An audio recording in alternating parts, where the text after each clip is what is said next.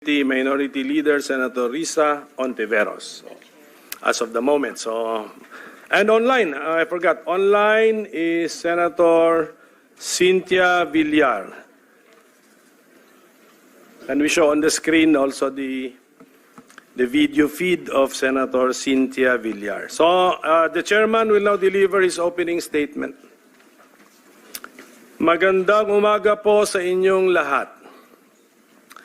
Welcome to the first hearing of the subcommittee of the Blue Ribbon Committee, which was given the responsibility of investigating the Philippine War on Illegal Drugs. Allow me to thank Senate President Chis Escudero, the chairperson of the Blue Ribbon Committee, Senator Pia Cayetano, and of course my colleagues here in the Senate, and we are just being joined by Senator Bato de la Rosa, for the trust you have placed on this representation to chair this subcommittee. Our assignment will not be an easy task. I shall conduct this investigation without fear or favor, and I will simply follow the evidence. As the chairman of this subcommittee, I have construed our instruction to investigate the Philippine War on Illegal Drugs to begin with the Duterte administration, which was the first administration to use the term war on drugs to signify its prioritization of the enforcement of our anti-illegal drugs laws, all the way to the present time. Under our Senate rules, the Blue Ribbon Committee has jurisdiction over matters relating to investigation of malfeasance, misfeasance, and nonfeasance in office by officers and employees of the government. Malfeasance is intentional conduct that is wrongful or unlawful. Nonfeasance is failure to act where there was a duty to act. Misfeasance is conduct that is lawful but harms another person due to carelessness or an accident.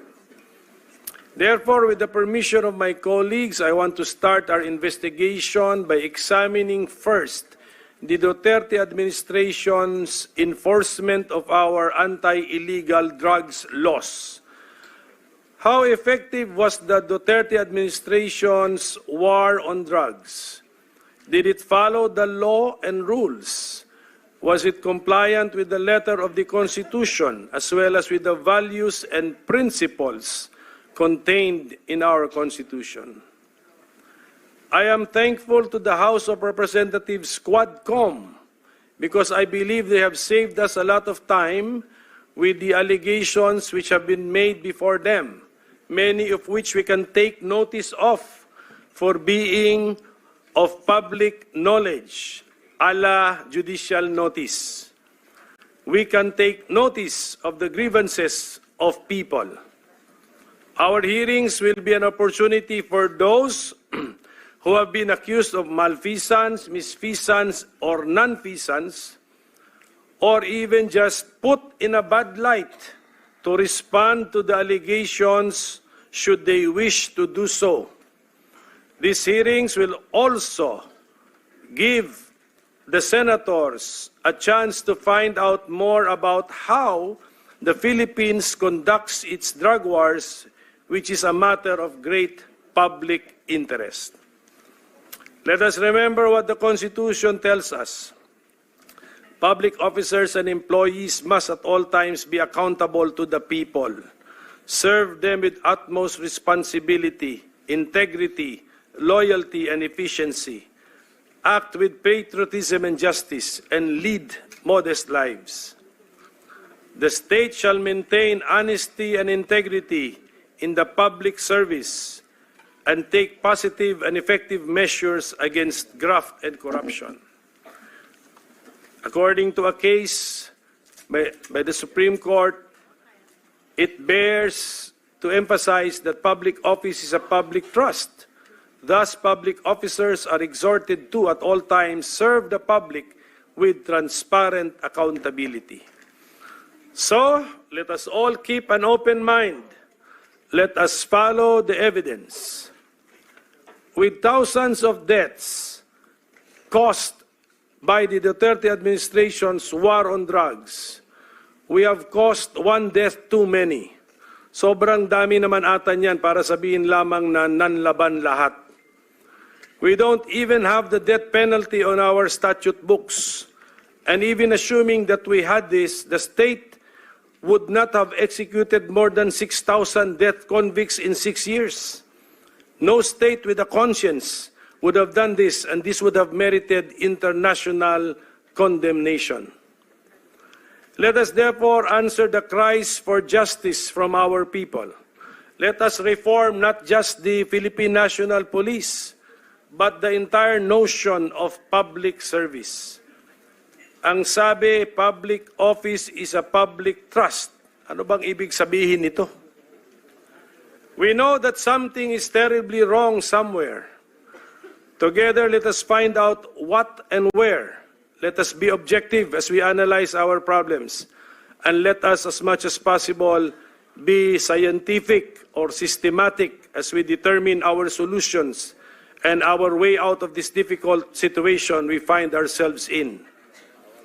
So I say again, let us follow the evidence so we can uncover the truth. We want to know the truth, not only because it can set us free, but also so we can strengthen the rule of law and then heal our land. So we ask for the people's prayers. May the Almighty and all-knowing God guide us in this endeavor. When Senator Joel Villanueva arrives, the chairman is designating him as the vice chairman for this particular hearing. So maraming salamat po sa oras ninyo, and I also now want to acknowledge Senator Bongo, who is present, and Senator Robin Padilla. They have also arrived after the initial list of senators was mentioned. Okay, can I suspend for a few minutes to allow the arrival of former President Rodrigo Roa Duterte?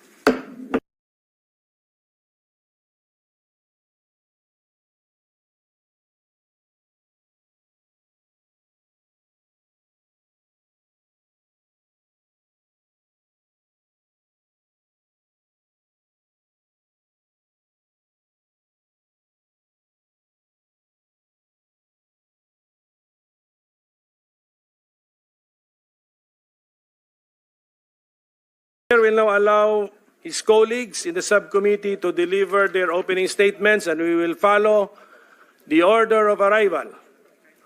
Should they wish to, okay. Senator Bongo? Okay, he will wait. Senator Cinta Villar, do you wish, ma'am, to deliver an opening statement? Find out. Okay, we now proceed to the next person on the list. Senator Bato de la Rosa, if you wish to that is your time, sir. Thank you. Go ahead. Thank you, Mr. Chair. Good morning, everyone. Mr. Chair, truth-telling needs no dressing up for the occasion. Telling the truth demands nothing more than just that. Telling it, testifying to it. Lying, on the other hand, requires fabrication, intricate, deliberate, elaborate planning. One lie is tied to a system, an entire web of other lies, in order for the story, the fabric, to hold together.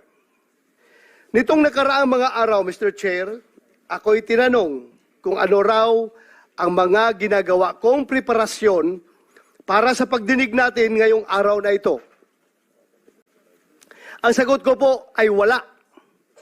Sapagkat ang pagsasabi ng totoo ay hindi humihingi ng anumang espesyal na paghahanda. Ang katotohanan, baligtarin man, simula sa dulo o sa gitna, ay masasabi ng malaya sa kalooban. Sasabihin naman ng iba, ganun naman pala. Bakit hindi ka nalang umattend doon sa hearing ng House? My position on this too has remained the same. I do not wish to be the first to break our tradition of interparliamentary courtesy. If our counterparts in the lower house do not exercise interparliamentary courtesy, this humble representation does. But most importantly, I do not wish to be a guest of their gag show. Mr. President, kung ako ay makasarili lamang, kung ako ay swapang na tao, unang pagtawag pa lang nila, nandoon ako mag-attend to clear myself. But because I am a member of the Senate, I have to protect the tradition that is being observed by this institution. Kaya hintayin na lang nila, Mr. President, pag hindi na ako senador, I will be there every day. Kung gusto pa na, doon ako tumira sa kanila. Pero sa ngayon, ako senador pa, please naman, sana respetuhin nila yung ating interparliamentary courtesy. Ayaw ko magiging presidents, Mr. President. Pagdating ng araw, in the future, lahat ng mga senador na mabubwisit sa kakatawag sa kanilang pangalan kapag ang kanilang pangalan ay na-implicate sa investigation na ginagawa ng other house, ay punta na lang ng punta at wala nang magawa na legislation. Kaya po ako naririto ngayon, hindi lamang bilang isang vice chairperson ng committee ito,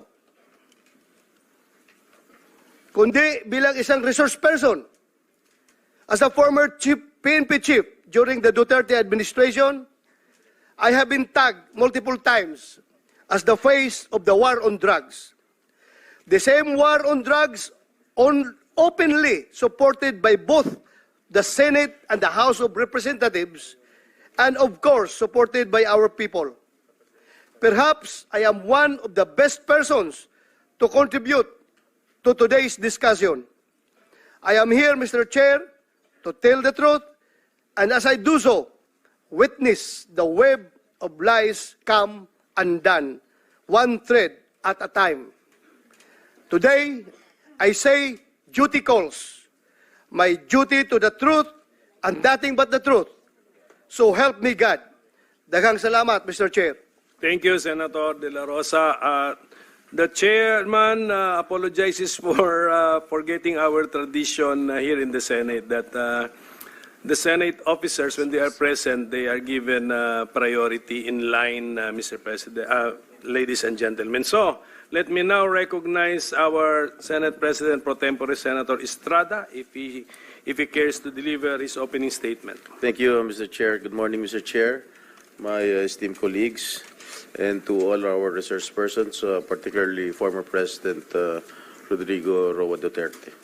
First and foremost, I would like to commend this subcommittee for its immediate action to discuss this pressing issue that has shaped our nation's landscape, the Philippine War on Illegal Drugs.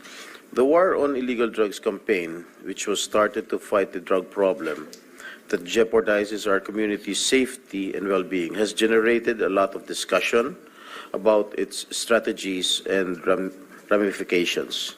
Hindi mapagkakaila na ang inisyatibong ito ay nagpalawak ng kamalayan ng publiko hinggil sa malaking problema sa illegal na droga at sa mga panganib na dulot nito na nagbunsod ng mas mataas na pag-iingat sa ating mga komunidad. Habang kinikilala natin ito at ang pangangailangan na tugunan ang mga krimeng may kaugnayan sa illegal na droga, mahalaga rin na isaalang-alang ang mga karapatang pantao at dignidad ng lahat ng individual na apektado. Let's approach this issue with an open mind and a commitment to identifying a policy that genuinely benefits the Filipino people. Maraming salamat po, Mr. Chair. Thank you, Senator Estrada. Next would be our Majority Leader, Senator Tol Tolentino. Thank you, Mr. Chairman. Mr. Chairman, before I proceed with my opening statement, just a point of parliamentary inquiry. Are we now using because I used to be the chairman of the Blue Ribbon Committee, and we amended the rules last year, August 17, 2023 to be exact. Are we now adopting the amended rules of the Blue Ribbon, Mr. Chairman? To answer the question of the Majority Leader, we are, of course, operating under the new rules of the Blue Ribbon, Mr. President.